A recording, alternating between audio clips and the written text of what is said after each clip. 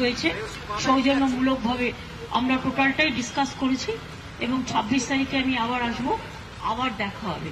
আমি এটুকু তোমাদের বলে গেলাম।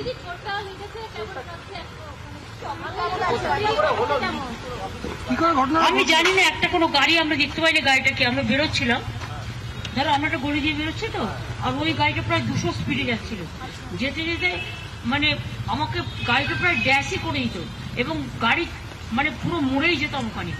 ওখানে আমার যে ড্রাইভার ছিল পুলিশের, আমার যে ড্রাইভ করছিল সে, কারণ আমাদের তো হেলিকপ্টারে আসার কথা ছিল, আমরা আসেনি ওয়েদারের জন্য, ও সঙ্গে সঙ্গে ব্রেকটা কষে এবং বুদ্ধিমানের কাজ করে ব্রেকটা কেসেছে।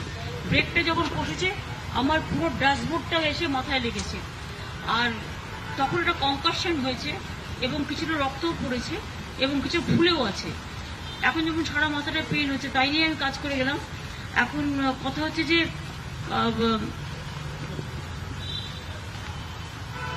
গাড়িটা যদি কাজটা খোলা ছিল আমার, কারণ আমি পাবলিক মিট করতে করতে আসি যখন লোক দাঁড়িয়ে থাকে, কাজটা যদি বন্ধ থাকতো তাহলে ওই ড্যাশবোর্ডটা কাজ শুদ্ধ পুরো আমার সারা শরীরে যুক্ত হয়ে যেত এবং গাড়িটা কিন্তু চুরমার হয়ে যেত। ওই ব্রেকটা কেসেছিল বলে কোনো রকম অ্যাক্সিডেন্টের জন্য হয়তো বলতে পারো মানুষের আশীর্বাদেই বেঁচেছি। এখন আমার মাথাটা ভীষণ টনটন করছে, যন্ত্রণাও করছে, আমি ওষুধ খেয়েছি কিন্তু আমার ভীষণ ঠান্ডা লাগছে এবং গাউন বমি করছে, তাই আমি একটু বাড়ি যাচ্ছি। না না, আমি হসপিটালে এখন যাচ্ছি। না না,